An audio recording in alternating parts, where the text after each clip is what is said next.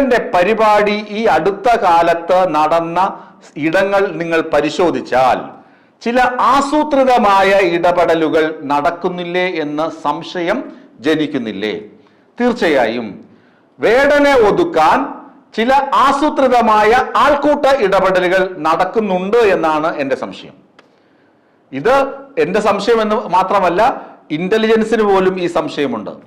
കാരണം 5000 പേർ ഇരിക്കേണ്ട സ്ഥലത്ത് 10000 പേർ. തിരുവനന്തപുരത്ത് നിശാഗന്ധി ഓപ്പൺ എയർ ഓഡിറ്റോറിയം, അവിടെ ഒരു 10,000-10000 പേർക്കൊക്കെ ഒരു പക്ഷേയെങ്കിൽ തടിച്ചുകൂടാൻ പറ്റും. അവിടെ 25,000-ഉം 30,000-ഉം ആളുകൾ തടിച്ചുകൂടുന്നു.